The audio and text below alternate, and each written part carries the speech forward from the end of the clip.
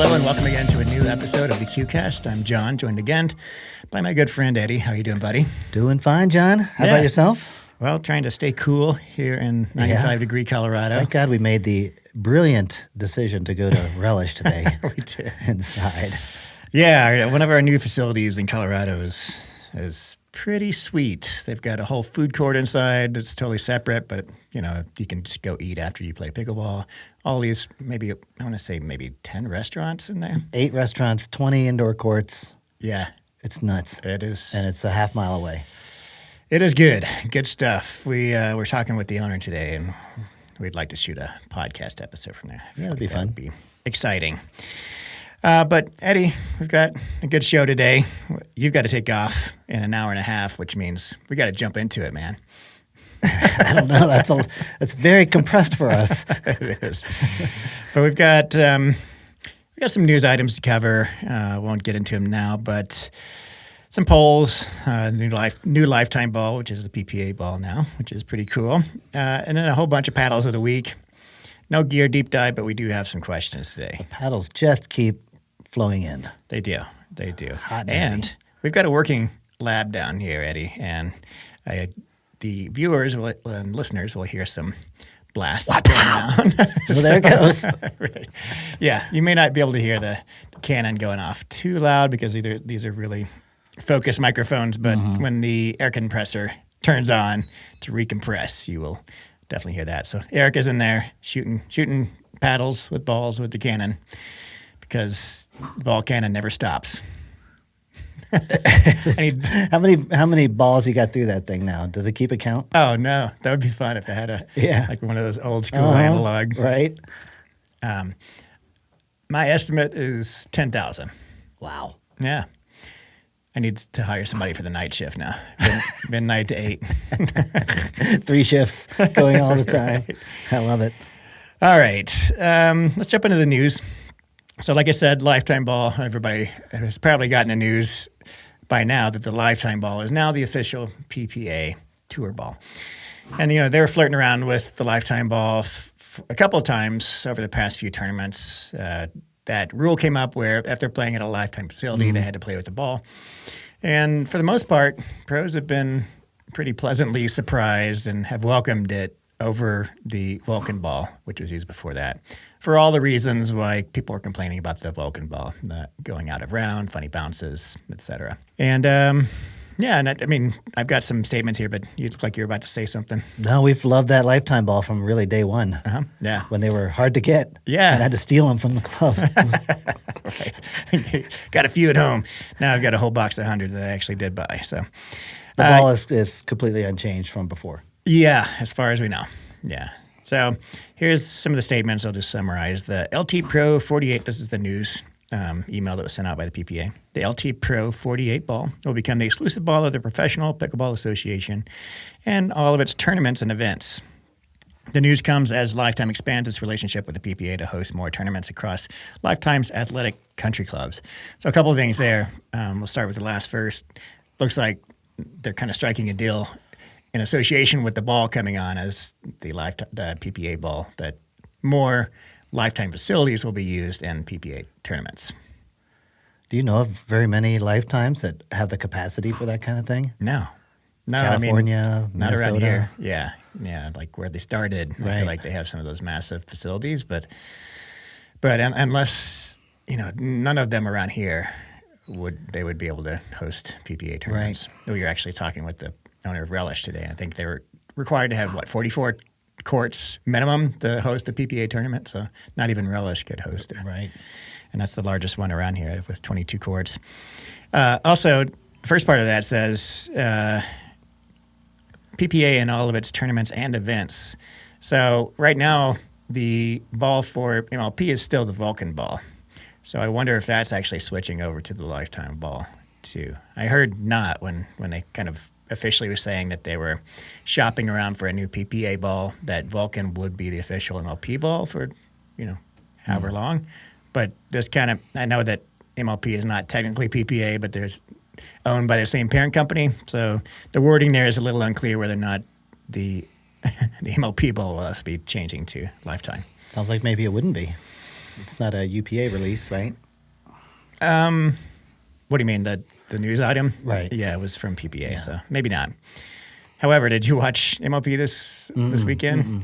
There were so many whiffs and bad bounces. Oh, gosh. Oh, yeah. Somebody, I think it was Memes, put together a compilation of just Vulcan ball bounces from this past weekend. Maybe something about the altitude there in Salt Lake City. But, yeah, I watched just a couple of matches, and I saw 2 huge whiffs in those matches. Pretty crazy. The news item goes on to say the LT Pro 48 ball addresses common frustrations with existing pickleballs with the goals of consistent bounce and durability by featuring hulls that are symmetrically spaced along with chamfered, how do you pronounce that? Chamfered edges to reduce cracking and improve flight. So, yeah, they're basically saying all the complaints of the Vulcan ball are being addressed with the LT ball. I do agree that definitely a truer bounce, definitely more durable, definitely doesn't go out of round as quickly. So this information is probably a little bit old, John, but we had a hard time finding balls outside of Lifetime. Are they going to be like more broadly available to the public? Yeah. So I ordered a box of 100 a month ago, and we switched to the Lifetime ball for the PBCOR cannon, and I got them directly from Lifetime. If you go onto their webpage, you can order it. It took like a week, and they weren't cheap. I think it was like I guess they were reasonable, about like every other 100 pack of balls, $200 something for them 100 pack of balls. However, Pickleball Central you can pre-order them now on Pickleball Central, and great. I don't want to like create some kind of rush to buy balls, but personally, because we're using them for PBCOR testing, I was a little worried that people are going to rush out and they're all going to sell out, and then I would be not have enough balls to test. So I bought a box of 100 right away at Pickleball Central, and you can actually use my link or anybody else's affiliate link to get 10% off that. So it knocks it down to a reasonable price. But they're on pre-order. I don't know exactly when they're going to ship, but hopefully mine got in early enough. If there is a rush to buy them. But, I think there will be now. We will continue with the ball cannon. But I'm very glad that we ended up switching to the ball that is now the PPA official ball for the PBCOR cannon. And it wasn't because of that or that I was anticipating that, although I knew they were in the running, but it's because it is the springiest of the ball with holes, and it's very durable, doesn't go out of round. So those are the 2 main issues with using regular balls. In the cannon, you don't want to – there's a ton of work around the ball correction factor. So as you shoot every ball, it loses its velocity, becomes less springy, and you're constantly having to correct that through various means. And, when you do all that work initially to correct the ball, and then it cracks 10 shots in, or goes out of round in a big way, and, clearly it's not usable anymore, it stinks.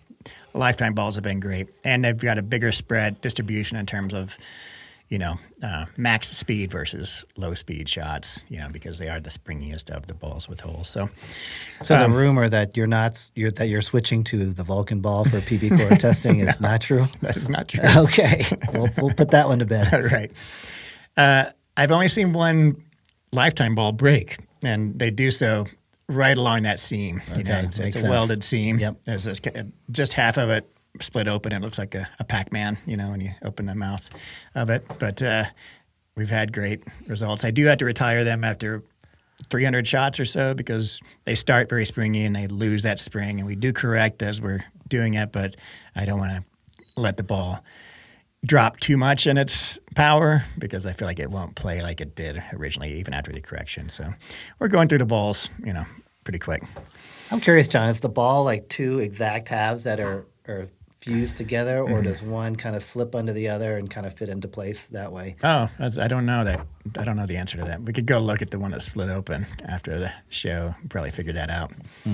Yeah, I wonder what kind of weld it is. Right. Yeah. Interesting. So, yeah, that's it. That's good news, actually. Yeah.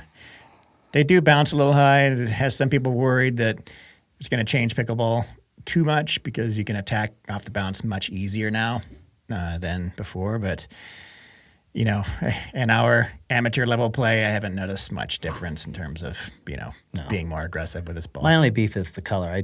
I need to adjust to that new color. Yeah. Not new color, but not yellow. Yeah, it's not as bright as the other balls. Okay. I'm not sure if you had this bullet point, but I slipped it in. I was watching Dustin from Pickleball Medicine, his podcast from last week, and he mentioned that his GRUVN LAZR, so the second batch that was shipped out, has actually disbonded, and it was very noticeable when he was playing with it. And that was my concern. I did review that together with the Body Helix. I put those into one review, the Body Helix Flick. And when I dissected the LAZR, it's cool. It's 3 layers of foam, like a layer cake in the inside, and the outer 2 layers are the black expanded polypropylene, and the inner layer is a white open cell foam. I don't know exactly what it is yet. But that was the big kind of revelation of that dissection. But also, it was a little too easy for my liking to peel off the face layers from the core, I was able to slip a knife under there and just peel it off. By contrast, almost every other paddle, the full foam paddle that I've dissected, I basically have to sand the foam off the core, right? It's really, really hard to separate those two. And the layers of the foam, that tri-layer, also separated fairly easily. So that was my concern. That was my caveat with that paddle. Apparently, Dustin's did disbond, and he said I forget, someone in the reviewer Discord, theirs did too. He thinks it might just be something specific to that batch that was sent out, but just wanted to bring that up because, we're constantly on the alert for what's going to happen. Is there going to be an Achilles heel on the all foam paddles, the full foam paddles? So far, they've been extremely durable. We know that Carbon True Foam Genesis has the best reputation. They've been around the longest. They're extremely durable. In fact, I'm using the Carbon True Foam Genesis 1 as the paddle I'm shooting to correct the balls, for the correction factor for the balls, because it is so consistent. It doesn't lose or gain power, and it's just a great paddle. So overall, definitely more durable, these full foam paddles, than anything with polypropylene. But disbonding has always been on our radar, something that we should look out for. I'm sure that Kevin from GRUVN, will do everything he can to fix this, and he's not going to try to pull one over on anybody. He's a good person. So just a little news clip there. That's got to be so frustrating for manufacturers to go through all that design and prototyping, and to have looks like in this case, the adhesive, the bonding material, just not live up to standard, right? Yeah, it's a huge. I'm sure everybody who goes through that takes a big loss, and like you said, it's frustrating because of all the work they put into it. All right, Eddie, let's jump into the poll results that we put up, I think 3 weeks ago now, for podcast preferences. We just basically polled people to see what their favorite segment was, how long they wanted the podcast to last, any open-ended questions, etc. So let's look at the first question here.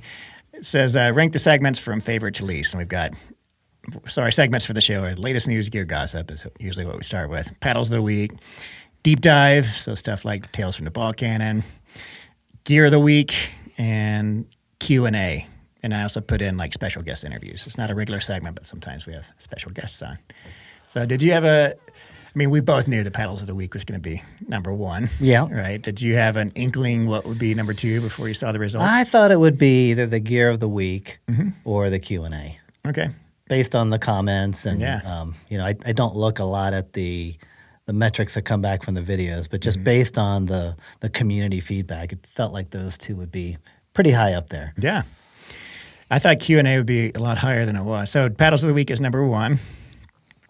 Q&A is down at I think it's tied for number 3. So it goes Paddles of the Week, latest news, gear gossip, which came in strongly as number 2. Yep. And then deep dive, number 3. Yeah. Okay. And then there's a tie between gear of the week and Q&A. So looking at the engagement on the YouTube dashboard, Q&A actually gets really good engagement. People love the questions and answers, and so I was surprised to see that down there. All of them got pretty good scores overall. It's not like one. Paddles of the Week is pretty dominant, but it's not 90 to 10. 10%. And then special guest interviews was the lowest, which also that kind of jives with what we see in terms of engagement. Not many. Maybe it's something about just the chemistry that you and I have developed over doing this podcast for over a year. There's a flow that kind of comes with this. Yeah. I as a podcast listener myself, I listen to maybe 5 or 6 different ones, and whenever there's a wrinkle in the usual setup and sort of chemistry between the hosts, it kind of throws me off a little bit. I'm like, I just want my homie corner with these people.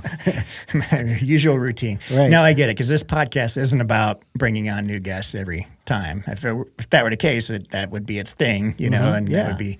But yeah, I mean, it's you and I, and then occasionally. Not that I'm never going to have another guest on, but I still like doing that. I think it's useful and informative, but it's not going to be like we're going to seek to do that, every few weeks or something like that. I wonder how this might change if the order of our segments was different. Yeah. If we put the Q&A first every week, if people would rank that higher just by mere virtue of the fact that, obviously we're going to get listeners at the beginning of the show, and it does tend to trail off as the hour goes on. True. All right. Now it's going to be Tales from the Ball Cannon at the head of every show. All right. Second question here. How long do you prefer an episode of the KewCast to last? Okay. So the answer is available over 30 minutes or less, 45 minutes, an hour, and then increments thereof, 15-minute increments. So pretty resounding 1 hour. So it's a perfect bell curve outside of the no preference category.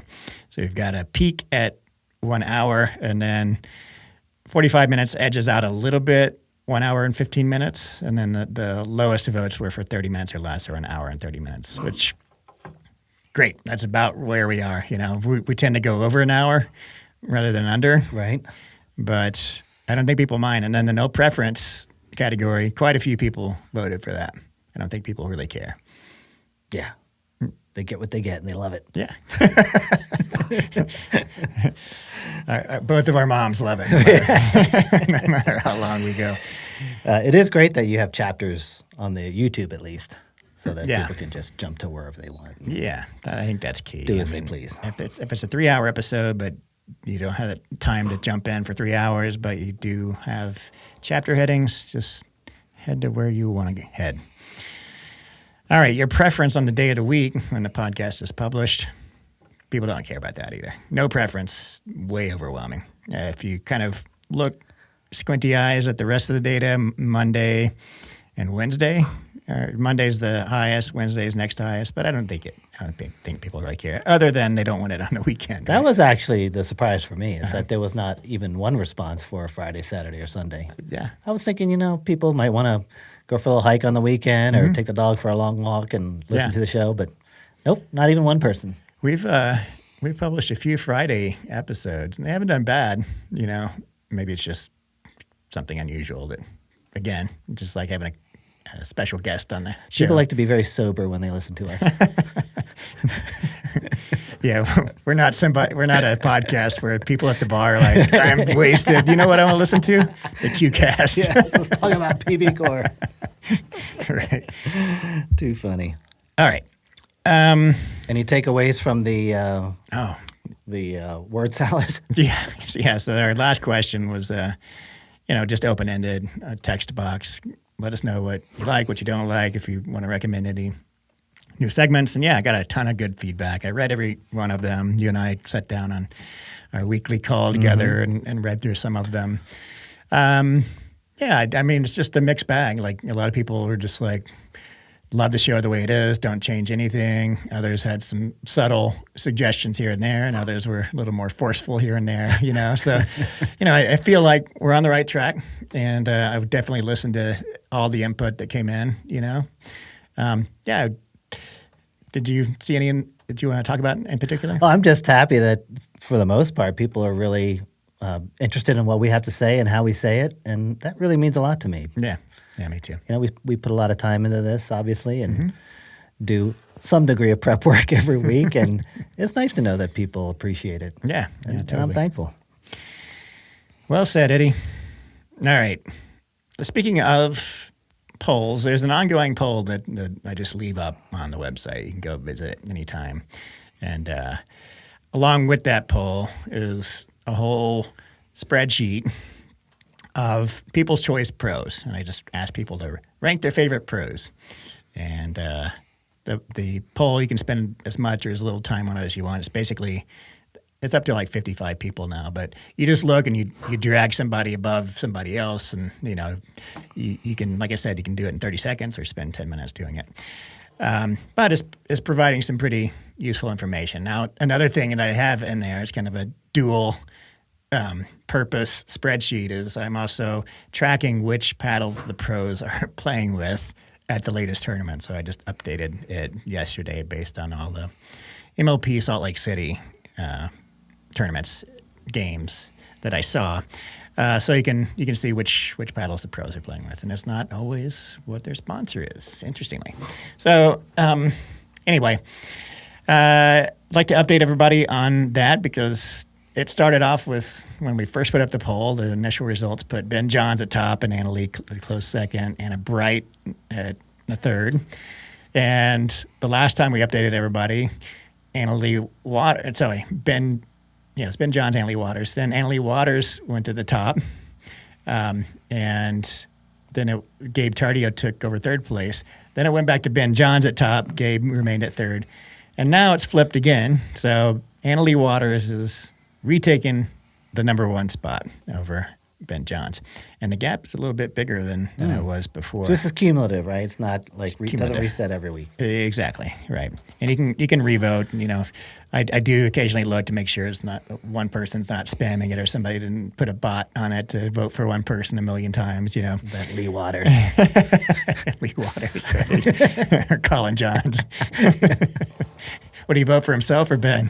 That's the question. Hannah Johns. She's voting for both Ben and Colin together equally. So also I put a new column, which I think is a lot of fun, which is ranking movement. Week over week ranking movement. So there's an up arrow showing where people moved up or down over the past week. So what we saw, the biggest jump was Augie Guh jumped up 4 places over the past week, which I think makes sense. He's just been so solid in MLP.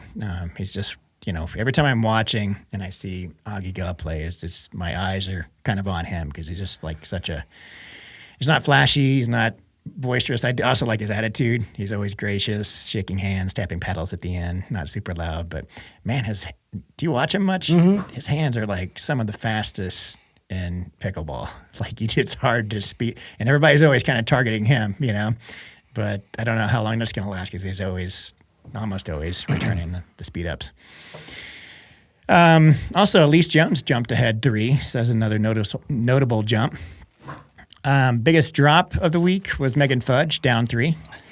Also, Noe Cleef was voted in, so there's a so you don't watch LP much. I've been watching Noe for a bit now, but he's really made it. He was traded in the whole Ben Johns trade fiasco. Okay, gotcha. Right, he was one of those trades, and but he's performing well, and he was one of the pros that people voted in. So in the poll, if you go to the poll, you not only can you move the pros around, but you can make a suggestion for pros that you don't see in that list. So he was voted in by the people, and this is people's choice. All right, Eddie, do you see anything in there you want to chat about? Who's your favorite pro, John? I mean, you were the first to take the poll early on, but have things changed for you? When I put it together, I was kind of like, all right, I'm kind of putting everything together based on, Duper and rankings and PPA and just kind of buzzworthiness. So I just kind of threw all those names and then people sorted it out. I knew Ben and Anna Leigh would be up top, but man, if I had to vote between Ben and Anna Leigh, it'd be hard. It'd be really hard because they're just both, in terms of skill level, doesn't get any better than most two. In terms of likability, buzzworthiness, those are 2 different things too. Vivian David's one of the most likable people. Oh, I should throw Thomas Wilson into that, even though he's injured and has health issues and has been playing. That guy, everybody loves him. He's just fantastic. How about you, Eddie? Do you have a favorite? Yeah, outside of skill level, I tend to follow people that I think I would like off the court, and I like the way they act on court. Yeah. I like Jessie Irvine. I like her demeanor. Elise Jones, I'm happy to see her on the list. I love her just fireball spirit. Anna Bright's a favorite of mine. Yeah. On the men's side, still a big fan of JD.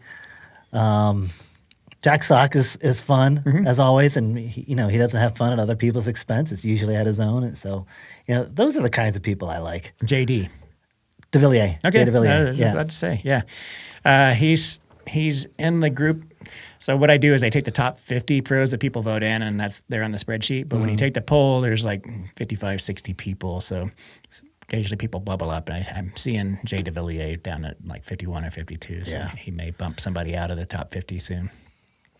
Yeah, I appreciate Jay too. He's just an old school. I remember first time I watched a pro tournament on YouTube, I remember like Ben Johns was a clear standout even back then in 2020. But I remember Jay DeVilliers being one of those top pros back then too. Yeah. He just keeps sticking around, just being relevant. Somewhere in the top few dozen anyway. Yeah. I don't know how relevant that is at this point, but. Yeah. So we need a new influx of votes. It's kind of stabilized, a few a day. I want to see that get bumped up. And, I don't know how many people know that this is a resource. I know a lot of people use it to see which paddles the pros are playing with, but I also love to get people's opinion on their favorite pros. I'm feeling a People's Choice Award at the end of this year. Yes, there will be a People's Choice Award. All right. Maybe we can make that an actual physical award and send it to the pro. I like it. Yeah. We can hand deliver it to the pro, Eddie, and then challenge him to a match. That sounds good. It'll be a quick day. We'll have to figure something else out for the other 23 and a half hours. Another day at the office. Didn't even break a sweat. Okay. One of the things I noticed, Jaume Martinez-Vich, so his contract expired with 6-0. He apparently didn't re-sign. And a couple weeks ago, we saw him playing with the Yola. Perseus 4, surprise, surprise. Like almost every pro is playing with that, or the Proton Flamingo. But this week he was playing with an Adidas paddle. It had the Adidas... Not the metal bone. Not the metal bone. Okay. It had the Adidas mark on it, emblem, but not any kind of, model or anything. So I imagine it's a prototype. And I did hit up a contact at Adidas, and they said there will be an announcement coming. They did not confirm or deny, though, that Jaume has been signed. So maybe he's just trying it out. Maybe he's been signed. Who knows? We'll find out soon. The people at the Adidas factory are like just erasing all the Fed logos and putting his on. We're ready to go. Jaume is another pro that I absolutely love. He's just like, how can you not like Jaume? He's one of those guys that looks like he's just having fun. Yeah, out good there. find. Yeah.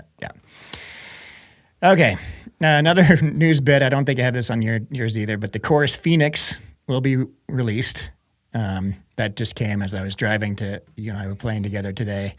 Matt texted me and then he sent an email out. So what happened with the Phoenix? Man, Matt, this poor guy. So his fire got listed and then delisted from the USAP because that was when, PBCOR kind of first started. And so that was delisted. And then the Phoenix was supposed to be the successor to the Fire, like Phoenix rising from the ashes, Mm-hmm. So, and you and I hit with that, and it definitely didn't hit as hard as the Fire. And the Fire was like, I wouldn't necessarily say that felt like it was an illegal paddle. Maybe some of them were a little core crushed, and those did hit illegally. Maybe that's what the USAP got. But regardless, that didn't seem like it was warranted to get delisted. And the Phoenix was a little tier. I'd call it a power paddle, but nothing more crazy than a Yola Pro 4, for example. And I even KewCast tested a Phoenix, and it came in mid-tier power. So in the power category, lumped in together with like the Holbrook Arma level power. So yeah, good power. And when I say Holbrook Arma, it's not the ones that I originally reviewed. Those were like super elite power. Since they fixed the core crushing issue or made the tolerances a little tighter there, they sent me a new one. Like KewCast tested that. It's a little lower. It came in at my new scale at 0.40, which puts it right in the middle of the power category. So that's also where the Phoenix fell. And so I even put it on the newsletter one week. I was like, this is upcoming. based on my KewCore results, I'd be very surprised if it failed. This is not a knock on USAP. It varies paddle to paddle. Maybe I got one that's a little dead. Maybe they got one that's a little core crushed. Not sure, but sucks for Matt. Anyway, not that this one failed, but it came in at 0.44. So the limit currently is 0.44, but next year it will be 0.43. So all the paddles that you see that say 0.43 PBCOR approved, those are good until whenever, right? Others that are currently being approved that don't have the USAP 0.43 on them, they only have USAP approved, are probably 0.44. And that's what happened to the Phoenix. That one will be sunset in, what is it? Do you remember? August of 2025? I thought it was earlier than that, but maybe July. Regardless, Matt was debating, should I release this or go back to the drawing board?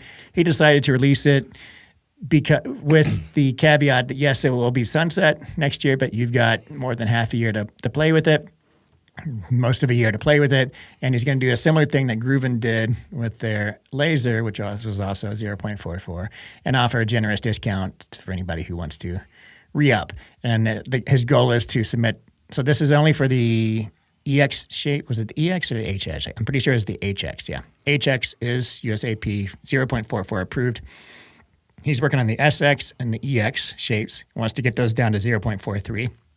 He also wants to get the HX down to 0.43. With the same materials, he's just going to send in another one and see if it passes, basically. Oh, right? That's an interesting strategy. I think. I mean, that's what it sounds like. He's saying that they're going to play the same, all the same materials.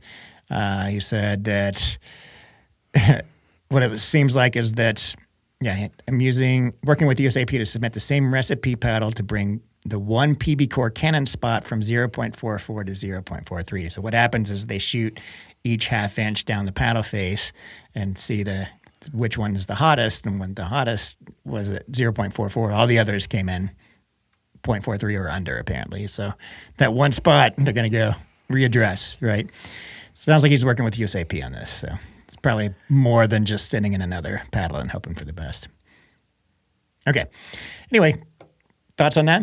Well, it's such a tough time. Oh, yeah. All these companies are pushing it right up to the limit, and it's roll of the dice. Yeah. I mean, you never know what you're going to get from paddle to paddle. So, of course, is not alone in this. Yeah. And they're not alone in it with GRUVN either. So it's for sure. It's every paddle company out there, and it's a tough industry, and that's a really risky game to play. It's risky, and to say that you want the most powerful paddle. Yeah. You know, I think there's been a lot of angst also directed at USAP. I think some of it was legit. I also think that they're being a little bit scapegoated overall for all this is not related to Matt. Yeah, he's in a tough spot.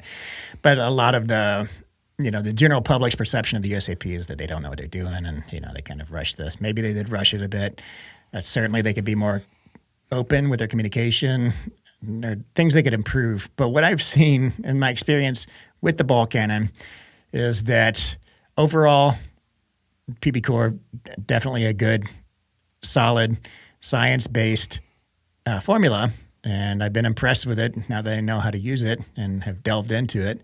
But there's little extras that need to be done outside of the pure formula to correct the ball, for example. And I don't know what they're doing at USAP, at Elements to correct the balls.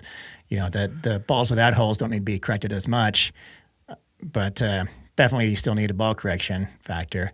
And other things like measuring the MOI on the clamp correctly and everything else. Regardless, what I've seen is it's a very accurate level of kind of the perfect world scenario of paddles. There's a little bit of variance that doesn't quite make sense in terms of my court perception of the paddles, but what the biggest variance I see is, and what threw me off originally where I was like, I'm getting these outliers, I don't know if it's my methodology, it's the paddles. And almost every outlier that I got originally, in fact, I'd forgotten about this, but when I was using the ball without holes, we covered some of the outliers in the podcast, and one of them was the Selkirk Lux, which got higher than expected. I was like, something's wrong with my methodology. Went back to the drawing board and readdressed that when I switched over to the Lifetime ball with holes. And I pulled out a different Lux, and it came in exactly. I was like, oh, the ball with holes is performing. But I went and grabbed the other paddle that scored high. It scored high in the ball with holes also. Turns out that thing was core crushed a little bit. And they took it out and hit within the garage, and the thing was powerful. It's not like, so where it landed was like upper tier all court, between all court and power, right? So it started as a control paddle, right.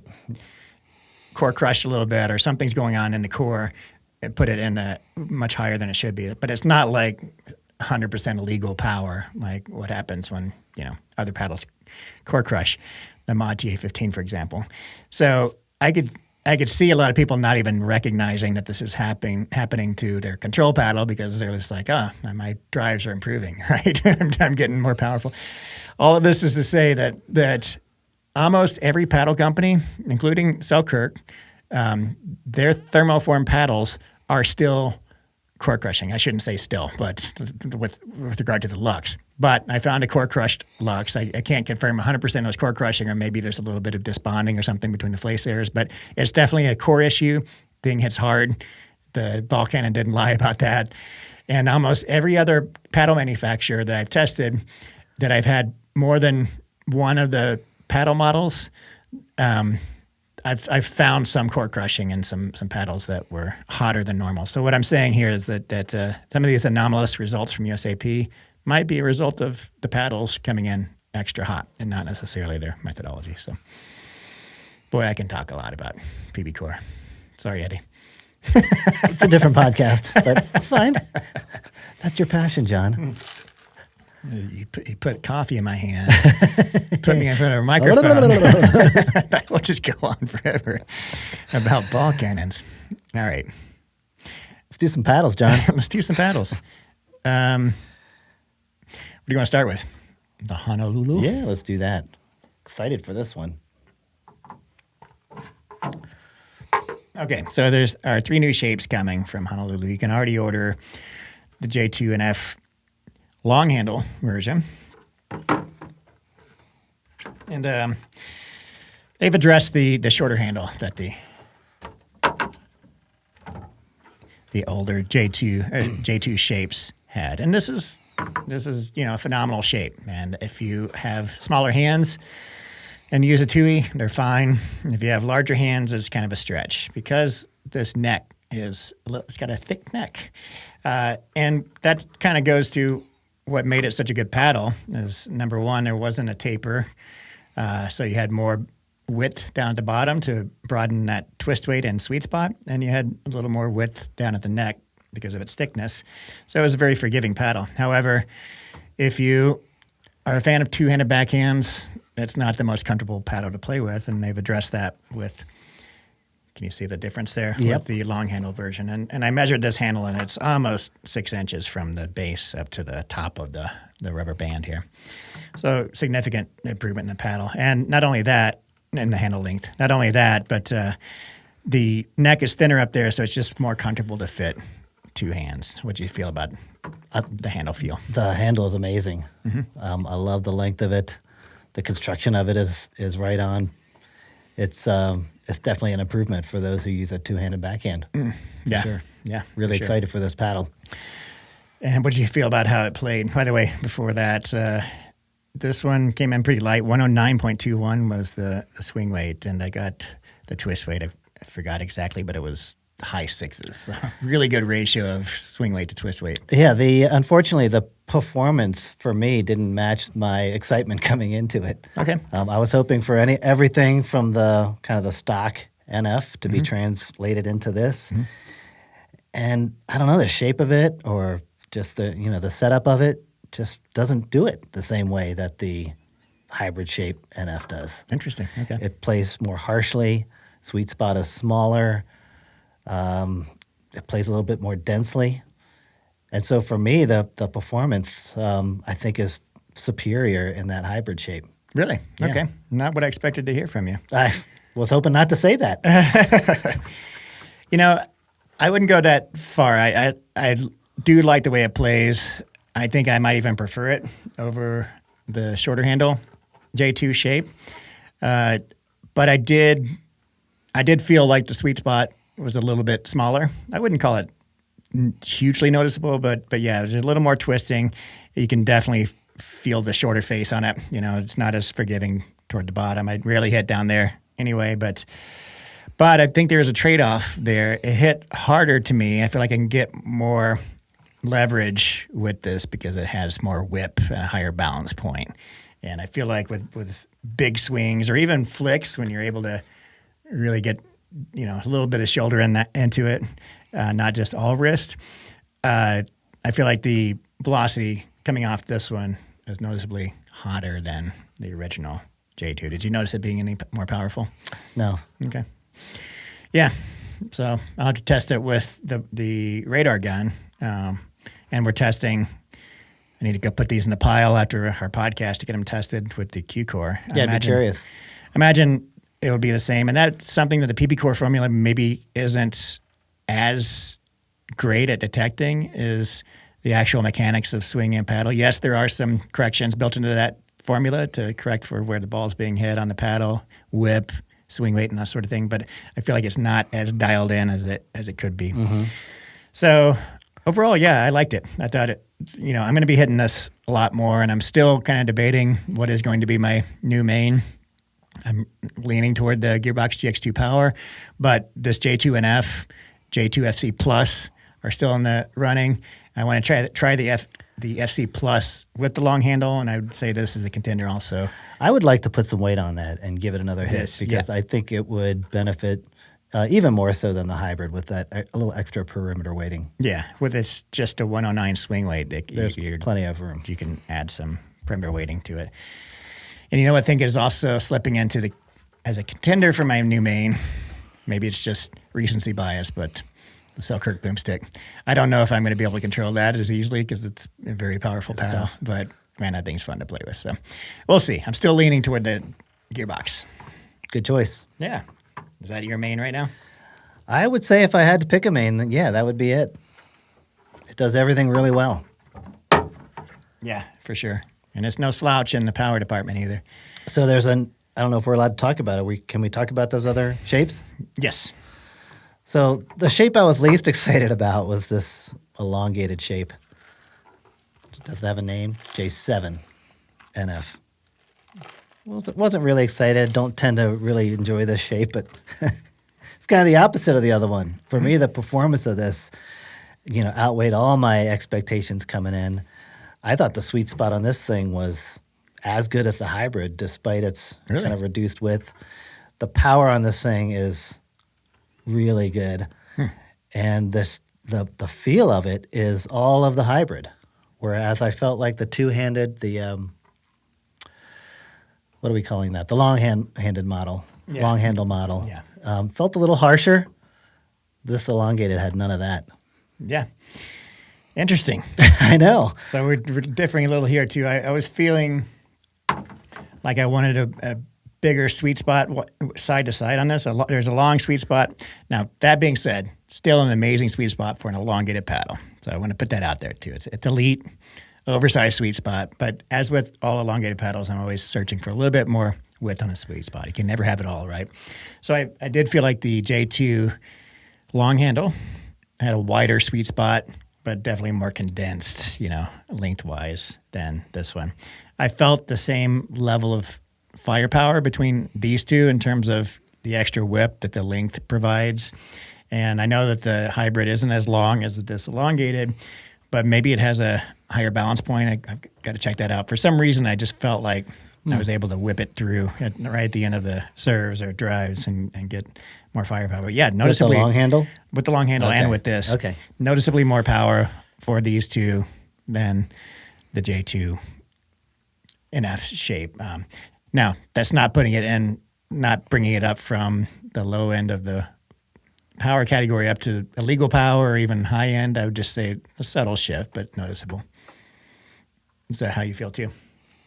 Interesting how we diverge on our opinion of these paddles. Yeah. Yeah, we've been aligned now for a few weeks, but today, and coming up on our firepower ratings too. Some differences there. And then this is their J3 shape, which is the standard / wide body, 16 by 8 inches. And, by the way, that swing weight on this elongated is only 113.89. So for an elongated, very lightweight. I was able, before we leave this J7, I was able to do some rolls, like backhand rolls with this paddle that for some reason just could not execute with that long handle.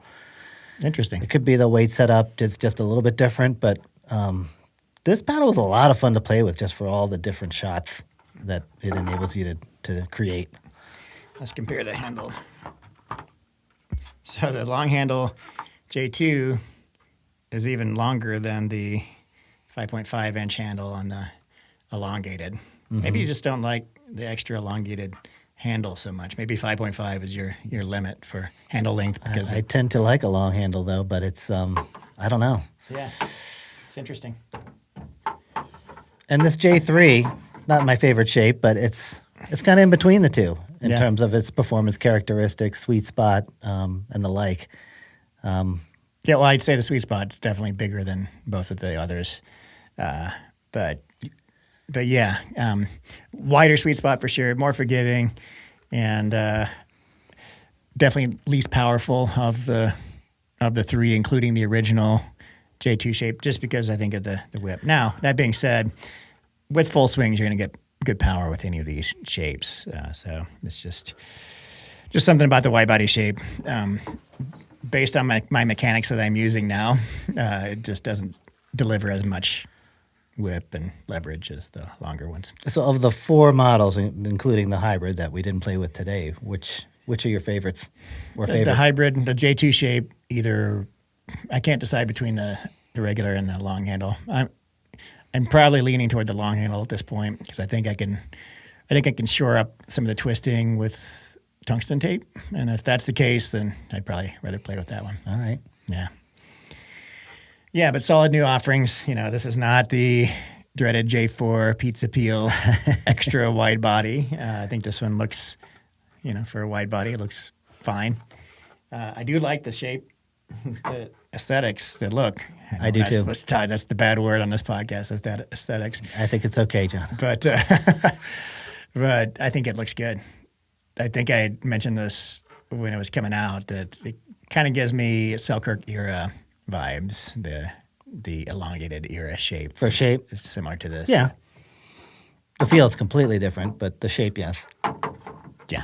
I also like that hybrid shape the best. Yeah. Okay. And the reason is it just combines everything so well. The power is there, but it gives you just a ton of feel and responsiveness. It's just a notch above the other three models. Mm-hmm. Yeah. Yeah. Great paddles. Still some of the best paddles on the market, performance-wise. $195 before code for the Honolulus. They're still on pre-order. Is it pre-order now? I'm not sure, but I know people are receiving them that have ordered them on pre-order. So regardless, when you put in your order, they're a couple of weeks out, I think, for Are they doing that FC in different shapes as well? I don't know. That's a good question. Right now, I think it's just the J2 is going to have the long handle. FC, you said? The foam, FC Plus? FC Plus. I think they will have a long handle J2 shape in the FC Plus also. That'll be interesting. I think that's in the works, yeah. I would definitely want to try that. All right, let's move on to the Mark 1X R2. Sounds like a Star Wars robot. This is a great-looking paddle. Yeah, Mark's always killed it with the design and the shape of their paddles, but this one is a long handle hybrid shape, if I'm not wrong.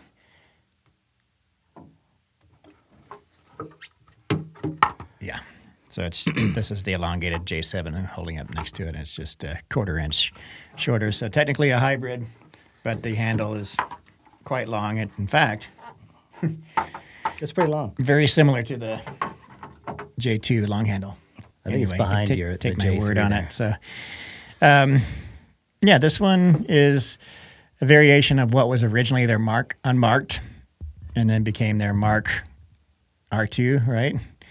I forget which of their codes denote the same technology, but it's basically a wide cell polypropylene, 10 millimeter diameter polypropylene thermoformed paddle, right?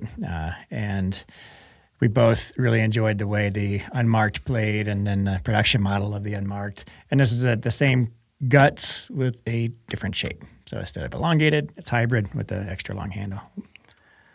Love the shape. In fact, I played with the Mark 1X, which is the same shape, obviously different construction properties, but I mained that paddle for quite some time. I played with that paddle when we were in San Clemente together. Okay. If you recall. Yeah, I do remember that. What I can recall from that paddle is additional weight transformed that paddle more than probably any other paddle I've played with. And I have a feeling that's going to be the case here again. This paddle has an average sweet spot, but I think it could be made much better. But as it is, it's perfectly adequate. The power is, I would put it in top of all court, maybe lower end power. Yeah. So it's not, the Honolulus or anything like that, but it's perfectly adequate. I'm right there with you in terms of the firepower. Upper end all court, it's kind of where I put it. But it's funny, today we're polar opposites, and we're talking about the same shape paddles. But so there goes my theory that you don't like the extra long handle, because it is almost exactly the same handle length as the Honolulu J2 long handle. It is almost the same. The Honolulu is just a little bit shorter, a little bit wider, but I much prefer the J2NF long handle to the Mark. And I'm not talking about, the technology behind it, the foam core and all that, but if I had to choose between this shape of the Mark and the elongated, I would go with the elongated, actually. I wasn't. Yeah. Okay, you would too? Yeah, absolutely. Okay. All right. So I wasn't jiving with this paddle as much today. I think it's fine. It still has that springy, softer feel that the wide cell polypropylene gives it. But I feel like you kind of lose some of that with the shorter face. It becomes a little more like, kind of an average thermoformed paddle, a little less standout-ish. It's still got that crazy grit. You should dipping balls hard with this really good spin combination of the dwell and the grit. But I would go for the elongated over this. I think that putting these two next to each other is an interesting comparison, because while they are kind of similar in handle length and face dimensions, the Honolulu, the edges are parallel. They go straight up. Yeah. While in the Mark, they're kind of tapered. And I think that does a lot to the size and shape of the sweet spot. It does. Whereas the J2NF is going to be kind of a circular sweet spot. You can definitely tell in the Mark that it's more of a teardrop shape. And you'll lose that sweet spot, particularly on the bottom corners of the paddle. I didn't get a twist weight yet on the Mark, but the swing weight's 117 versus the 109 swing weight on the Honolulu. But you can see vast differences on the bottom of the handle, like you're saying. Like the ears, the cheeks stick out a lot further on the Honolulu, and that's adding twist weight too. Like I said, I didn't get the twist weight. I imagine it's much lower on the Mark than it is on the Honolulu. But what I think I'm hearing you say is you'd like for the sweet spot to be much higher up on the paddle than what you felt on the J2 long handle, right? On the Mark, I would probably add at least 3 grams of weight to those bottom corners. Okay. The extra material in that is at least 3 grams. True. Per side. And so that's just going to make that sweet spot that much broader. Okay. All right. Yeah, solid offering for people who do like the long handle hybrid shapes. Normally, I'm a hybrid person. For the Mark, I would go for the elongated. If you can tolerate the overall and swing weight of that paddle. All right.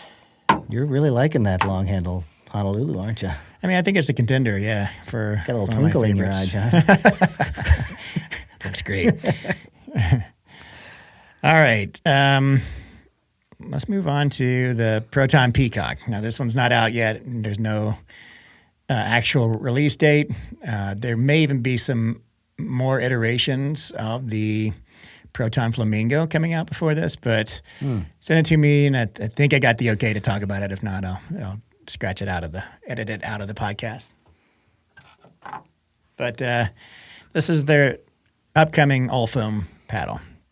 So I did see an X-ray, but I didn't grab one myself. We'll show it on the pod whenever I get it to the chiropractor's office to get X-rays. But it is all foam. There are holes in it. I'm going to wait to keep the surprise of the design of the holes inside of it until you have an X-ray to explain it.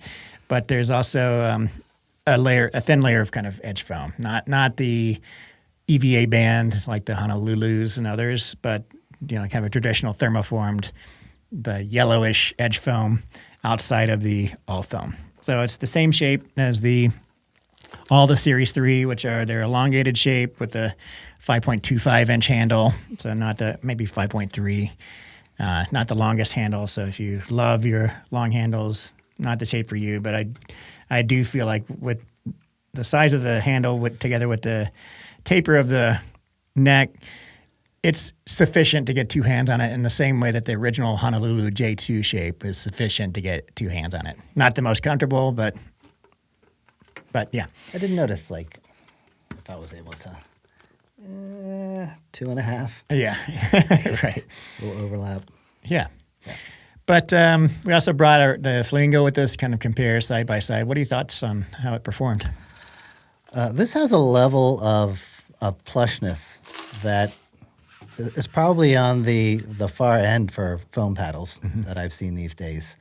It has a softness and a plushness that is really desirable. Yeah. More so than the flamingo and more so than other foam paddles we've played with. It feels really good. Now, that probably is the reason that the power is down for me, down to the bottom of the power category. That's so weird. But yeah, it feels good. John, you have some alternative perceptions?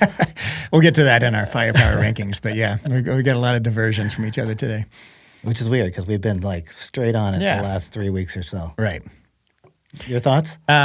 I agree with everything except the firepower, in my perception. Soft feel, very dense feel. Yeah. Definitely in the same family as the flamingo. You can feel the same shape, kind of working together with the materials inside. And in a similar way, I like how one of the things I did like about the flamingo is it feels different than other kind of Gen 3-ish paddles on the market because of the small cell polypropylene in there. I thought that was kind of a novel thing, definitely novel, that they would do that. And it gave the paddle kind of a bit of a denser feel than others.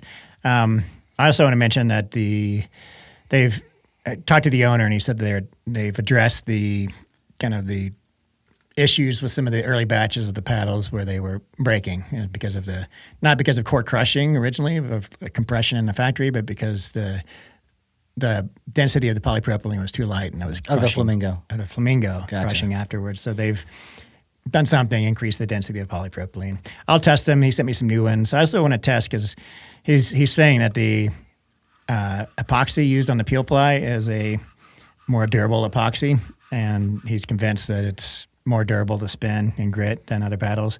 When I tested this yesterday, I got the initial new spin. I want to give this to some 5.0, maybe Carson would want to play with it, I don't know.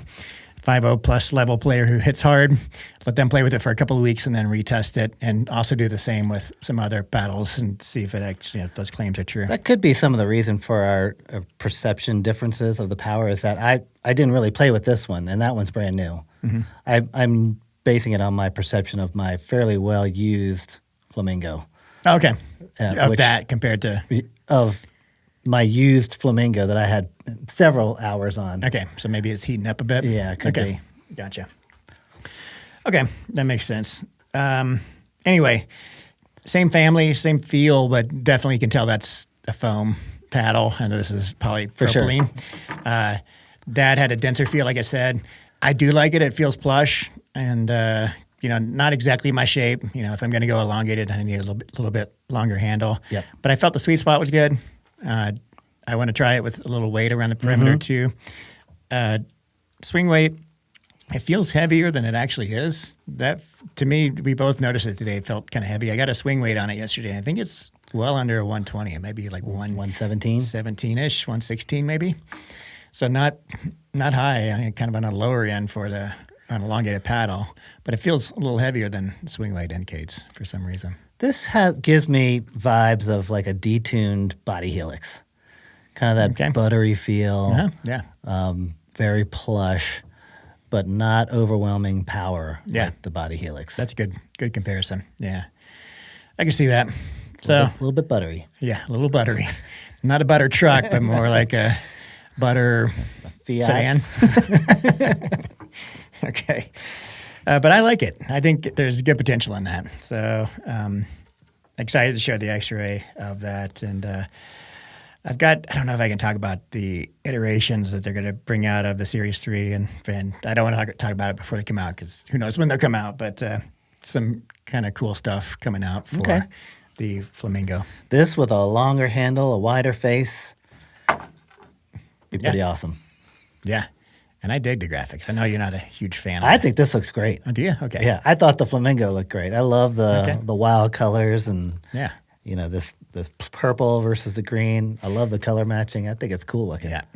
And they're whatever they're doing for their 3D printer, or not 3D, their laser printer on that, graphics look great.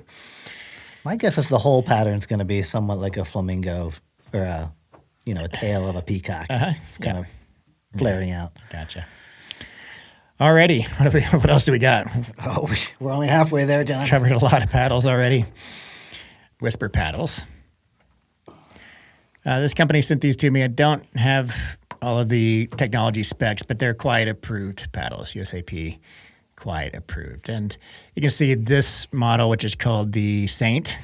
This is $130, and it has the kind of the felt texture on it, similar to the Owl paddle. And this one is also quite approved, but doesn't have the foam. The face texture is like a grit texture, and that one is $200. It's called the Silencer. So I just wanted to kind of bring this out and talk about them because there aren't many options in the quiet category. I wonder what this is because it is super quiet. Yeah, that was surprising to me. I was like, how are they going to get a hard-faced paddle to be quiet? But they did. I don't know what's in it, but certainly brought down the... What did you think of that one? This one's got some kick to it. Yeah. It's got power, but it's also very heavy on the swing weight scale. It's probably 120 at least. Yeah, I haven't measured the swing weight. It's heavy. It's got a really nice sweet spot, but there are some hot spots on this too, where you get unpredictable, just sort of flyers. Yeah. Which is kind of weird, but yeah, I think it's a great start for this company. I wouldn't say this is kind of the ultimate of where this technology is going to go. You feel it. What they may have done is just put a layer of felt or something below the surface layup. Yeah, I kind of feel that. I can compress my thumbs and see if that's just a placebo or. If I had to guess, I'd guess foam. Okay. Yeah, something soft under there. Because I felt the same hot spot. Okay. And it was giving me Diadem Hush vibes. Not that crazy overpowered, but definitely you swing and hit that smaller center of it, and it goes hard. Good spin on that too. Not as crazy as the felt, but they're doing something. I think they call it like diamond dust or something. It's pretty gritty, yeah. Now it is grit. I don't know how a grit texture, not a peel ply. I don't know how durable it's going to be. I imagine not as durable as peel ply, but could be wrong. But overall, it plays pretty well. Man, when you were hitting drives and serves with both of these paddles, as soon as that ball would hit the ground, it would just come shooting up at me. So let's talk about that one now, because that one, just like the Owl, gets ridiculous spin. It's nuts. It's so fun. Yeah, so fun, but the Owl definitely should not be tournament approved because of the wicked spin. That one shouldn't either. It's not. It's just quiet approved. Yeah. So if you're going to buy a quiet approved paddle, go and you want to get crazy, go for the Hush because that one is just bananas. But these are another couple of solid options to that market. Now this one's 130. Definitely didn't have a good sweet spot. It's very low twist weight. But one of the things I like about this over the Owl is that it has a plastic edge guard on it, and you can actually put perimeter weighting on it instead of nice. The Owl is just foam all the way around the edges, and you just can't put weight on it. It's definitely like a Gen 1 construction. I can feel the exposed polymer in the handle, which feels yucky. But that's a valid alternative to the Owl, I'd say, for cheaper, $130. It's fun to play with. It's very lightweight. Mm-hmm. It does have a good bit of kick when you hit it right there. Mm-hmm. But otherwise, this whole top third of the paddle is dead. Yeah. And a lot of the sides are dead too. So it doesn't leave you a lot to work with, but it's... And it's very flexy in the neck. Yeah. When you hit it, it feels like kind of a tennis racket feel where it flexes. But you can put some juice on the ball with that too. I don't know if I think it's a combination of like a neck flex together with the Yeah, I can see it flexing big time. Just yeah. doing Oh, that. really? Yeah. Holy cow. Oh, I might break it. But yeah, I think that's like the felt, obviously grabs the ball, wicked spin.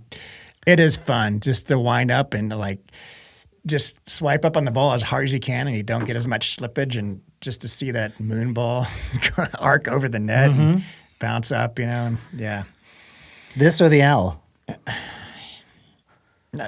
I mean, owl's $200. I'd go for this because you can modify this. Now I don't know how durable it is. Maybe it will snap at the neck with all that flexing, but yeah, I mean they hit definitely the similar spin. By the way, they also sell just the felt pads, and you can put them on regular paddles to turn them into quiet paddles, which would be crazy. Okay, let's do that. We need to do that ASAP. Let's put it on like the Selkirk Boomstik, or or the Diadem Vice, right? Or the full Gearbox. EVA. Yeah. All right, that's next on our list. I think I've got some out here. That's going to be nuts.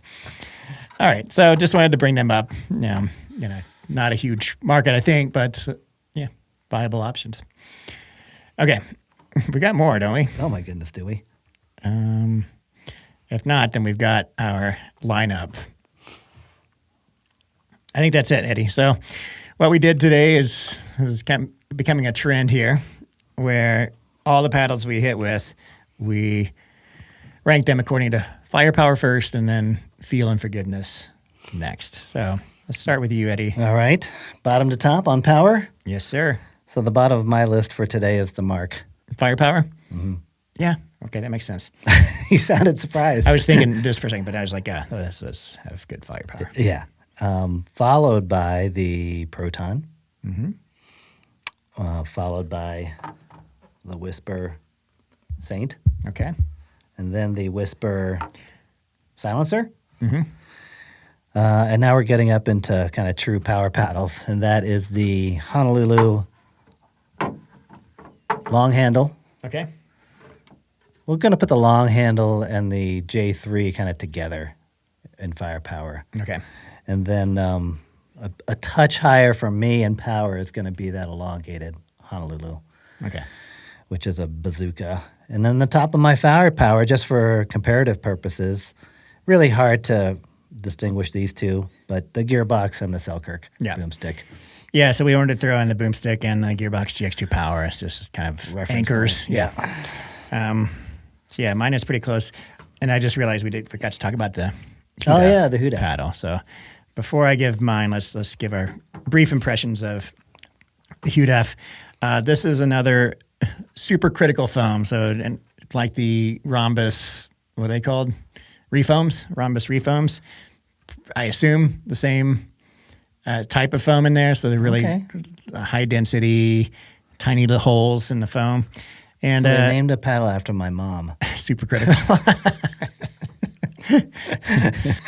What's next? I was about to tell a joke, but didn't want to go there.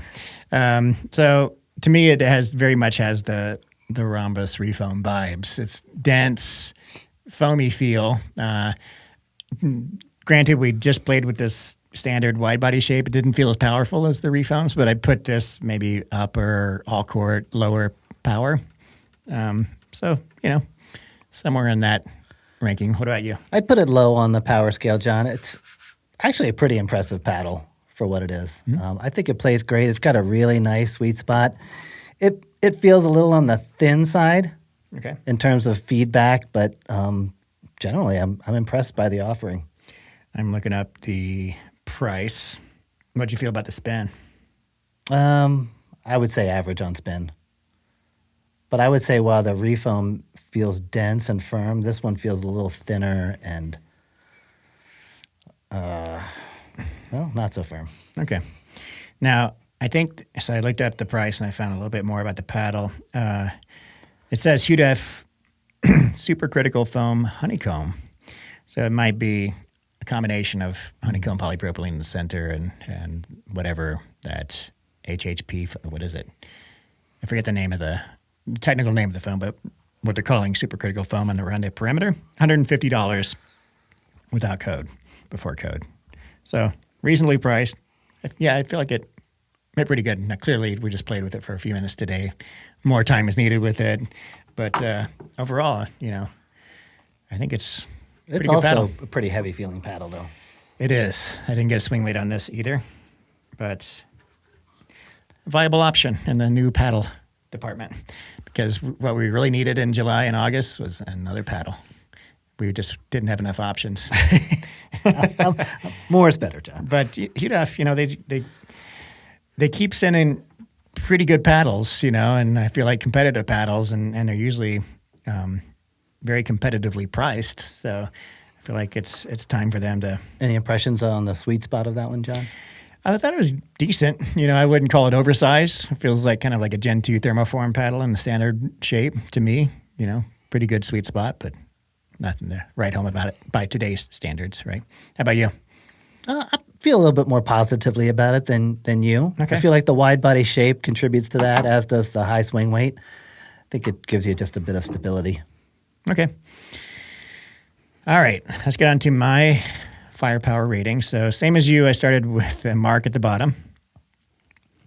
Wait a second. All right. Mark at the bottom.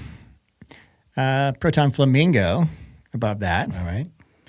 I put this Hudef Apex just above the Flamingo. I'd say they're very close, but I was able to get a little more juice out of the Apex.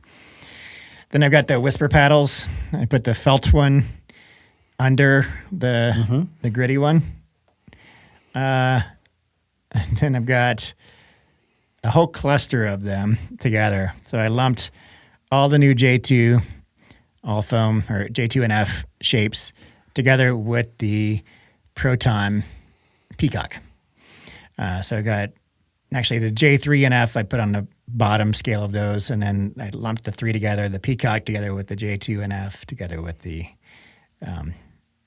J7NF, sorry. And on hindsight, I'd probably put the Peacock above both of those. Wow. Yeah. There were a couple of shots I hit with that. They're pretty close. I need more time with it, but I feel like it might have a little bit more potential, at least with my mechanics. So that was the one we really differed on, right? Where was your Peacock? My Peacock was close to the very bottom of this list. Yeah. Which, That's so except funny. for the other paddles that we're almost in complete agreement Yeah, with, that's the outlier. True. Okay. And then same as you, top two, I'd put the Gearbox GX2 Power just under the elongated version of the Selkirk Boomstik.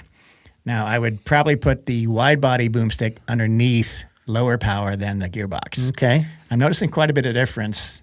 Maybe my mechanics are changing or something, because I used to feel like I could get just as much power with the wide body, even more pop with the wide body than elongated. But maybe it is actually the paddle. But I'm feeling like, man, the ball's coming off hotter, particularly with full swings on a elongated Selkirk. Well, it does make sense. True. All right, let's move on to our forgiveness/feel All right. rankings. You go first, Eddie. Bottom to top. Okay. This Whisper Saint is kind of trash for sweet spots. So I'm going to put that at the bottom of the list. All right, same. I'm just going to go in parallel with you. Let's see where we differ. Followed by the Whisper. Yeah, same. The This Mark. guy. Yeah, the Mark comes next. Okay. I think with some weight there, it could be improved. But as it is stock, Okay. it's still lacking in sweet spot. So my mark is one up from yours, and I had the Hudef Apex. Okay, we'll My just third swap from those bottom. two, because the Hudef's coming up next for me. Okay. I feel like the wide body and the swing weight on that really helps with forgiveness. Yeah. Next on my list are the Honolulus. Ooh, okay. So next on my list were the Protons. I put Okay, both the- and that's coming up next for me. Okay, so we swapped those two. So tell me why Honolulu's felt a little less forgiving, or I don't think that the J3 and the J7 have quite the feel of the hybrid and of the elongated. I actually have the elongated higher up on my list okay. for Interesting. forgiveness. So I'm putting these two lower just because of slightly harsher feeling, slightly smaller sweet spots. Interesting. Yeah. So that is the J2 elongated handle, longer handle, and the J3 compared to the J7 elongated, but not the original J2? Yeah, so the original J2 and the elongated would be higher up on my list. Okay. Would you put them together or one above the other? I'd put the original hybrid a touch higher. Okay. So that would be my favorite. You really were impressed with the J7. Yeah. Okay. So yeah, for me, I had the J2s above the Protons, and I feel like the sweet spots are better on all of them than the Protons. I think the new Proton Peacock has a better sweet spot than the Flamingo, slightly, and very generous sweet spots on both, or generous sweet spots on both. But I feel like they're oversized on all the Honolulus in a way. And in fact, I see what I did here. I would call the J3 sweet spot the largest of any paddle, but I would put it below my top two, which are the Selkirk Boomstik and the Gearbox GX2 Power in terms of overall feel. I actually had it above those two, but I was just thinking in terms of the size of the sweet spot. Like that J2NF, massive sweet spot. You know, the width of that paddle combined with the technology inside is just like, you feel like you can't miss side to side. No, it's a little lacking on the length, you know, if you're not used to hitting it there, but all great paddles. Talk about the Protons for a sec before we move on. So I've got the Protons fairly high on the list, just below the Boomstik for feel and forgiveness. In particular, the Peacock. It's just got that really nice buttery feel that I've come to really enjoy, and that does a lot for me in terms of that feeling of just solidity and forgiveness. Just good stuff, man. Yeah, it has a very muted sound. I mean, it could maybe even be approved for quiet approved if the GX2, original GX2 could be. I feel like it's not much louder than that one, you know. Right. So, good stuff. All right. So your top of the top. Your standard for this category is what? The GX2 Power? My top? Yeah. So a tie between the GX2 Power and the Selkirk. Actually, we didn't play with the wide body today. I put them all three at the top there in terms of feel. And okay. Yeah. So the Selkirk Boomstiks plus the GX2. Boy. You know, right now I'm going to put the GX2 Power slightly above the Boomstiks. Good choice. Yeah. Is that what you had too? I actually got GX2 Power at the top of my list, but below that, I would put the Honolulu Hybrid. J7? Or Hybrid. Okay. The Together hybrid. with the J7, yeah. right? Yep. And then below that, the Boomstik. Okay. Yeah. But, not an underperformer in the group. Yeah. Yeah, maybe it's recency bias with the Boomstik. It's hard to well put with that elongated. I gotta say. Yeah, I may be leaning towards that elongated, but it may be hard to put it above the Honolulus because the Honolulus perform so well. But maybe I'm kind of counting in like the kind of wow factor that you get with that Boomstik, like the sound and the extra power you get, but it's not necessarily because it plays better. In fact, it may be overpowered for what Right. When I get back into competitive play, we'll see how I play with it, and if it serves me well when I'm feeling a little tight. Typically, I don't go that high in power, but we'll see. Let's rank them all by loudness, John. Okay, that's easy. We know it's at the top and the bottom, right? Exactly. All right. That was a fun group today. Yeah. This has been an epic 2 months for being able to do these kind of comparisons, multi-paddle comparisons in one podcast. The Paddle of the Year contest is getting hot. Mm-hmm. For sure. All right. We are, what are we at? An hour and 30 minutes already? Let's jump it. Let's skip through the gear deep dive and go straight to Q&A. We'll do a couple of questions here. Do you see that one from Pickleball Effect? No, I didn't copy your questions. Okay. So these will be surprises to me. Quick question for you on pop levels with added weight. We talked about that last week. You mentioned that adding weight often reduces pop and increases control. Am I understanding correctly that you think this applies both when the paddle is static, like during a reset, as well as on shots like a counter or punch volley with a short follow-through? In my experience, adding weight helps absorb more pace and reduces pop while the paddle is static, but can actually increase pop on shots that involve some follow-through, like a counter or punch volley. Interesting. That's not from Pickleball Effect, is it? It is. Oh, it is. Okay. No, I love it. I wonder if that was, it must be Braden. Unless somebody took over his account. No, I'm actually referring to the mechanics of swinging a paddle, and I've noticed that if you put a little bit more weight on it, it slows down your speed up when you're countering. So on those flicky shots in particular, when you don't have time to actually wind up and get maximum velocity on the paddle head speed, when I'm hitting a ball 6 inches in front of where I start speeding it up, just adding a few grams of lead slows that paddle path down. So it makes the paddle less poppy in that sense. That being said, I haven't really analyzed or noticed stationary resets, like Braden's really good at those, just block paddle there, just blocking. Yeah. And I do those, but not as effectively as Braden. So I think he has more experience with that, but he's saying that lead actually increases the velocity of the ball in that situation. Is that what he's saying? In my experience, adding weight helps absorb more pace and reduces pop when the paddle is static. So it's the opposite. It reduces it. Okay. Yeah. So maybe it's both. Maybe when the paddle is static, it's reducing the velocity and also reducing your ability to speed up the paddle head from the first 6 inches on those flicky, poppy shots that like counters and stuff at the kitchen. So it's really about paddle acceleration more than the innate characteristics of... To me, yeah. Okay. But maybe the innate characteristics also play a role as Braden's picking up on. So between Braden and I would be a really good paddle reviewer. You're both halfway decent. This one from Merle Miller, 3353.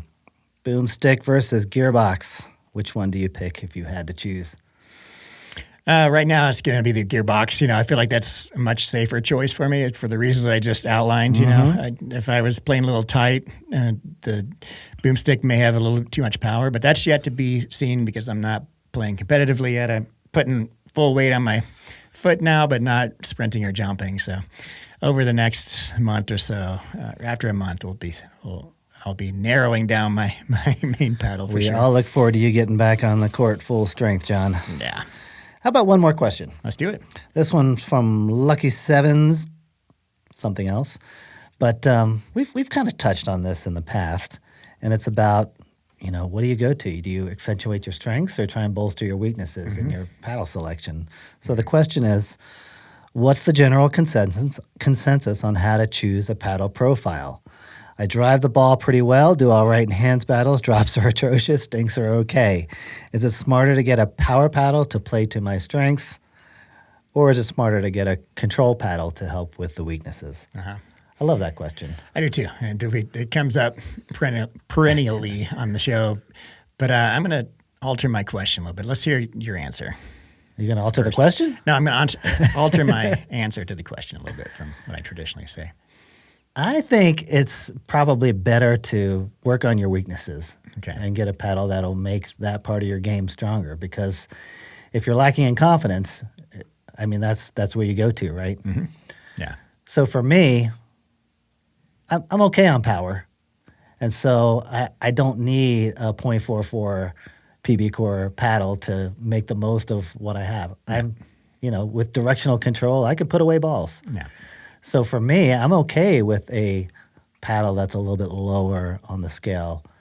Until recently, like the Franklin C45, not an overwhelmingly powerful paddle, but it does a lot of things well, including the control game. So for me, I'm going to go with what's going to make me better in the long run, which is working on the weaknesses. Yeah. No, I like that answer. I'm going to go a little more nuanced and say that paddle technology, we've been talking about this too, is progressed to the point now where power and control are available in the same paddles. Not on the most powerful paddles, but in that lower portion of the power paddle category, I feel like you're getting the best of both worlds right now. Where they were separate before. It used to be Great point. A distribution on one side or the other. You had to sacrifice a lot to get any kind of firepower. Not so much anymore. So I would say depends on the style of play. If, like the viewer who asked the question, he or she likes, is he, right? Lucky sevens. Lucky sevens, okay. He or she likes to hit hard, and they're wondering if they need to focus on their weaknesses, which is the soft game. I would say probably, yeah, it's probably better to go down a little bit in power because we have paddles now that deliver both power and control. So why not like dip into like the upper tier all court, and you're going to get like about as much control as you're going to get out of any paddle, but you're still going to have plenty of firepower, right? Not the elite firepower, but enough to have fun with what your wheelhouse is, versus the player who control is their strength and power is their weakness. I would say don't focus on a control paddle. Jump up to a power paddle. Maybe not, the most elite tier power, but at least in that low to medium tier power, because you're going to get enough control and you'll be able to adapt, I'd say, to especially if your strength is control, you'll be able to adjust your grip strength and, swing paths enough to maintain that strength that you have while gaining quite a bit of power. So that's my answer. Not so eloquently worded, but in my head it sounded really good. Sounds great to me, John. Once again, you've crystallized my thoughts eloquently. Right. All right. That's all we have for this week, John. Let's do it, Eddie. All right. Let's end this one. I will see you next week. Sounds good.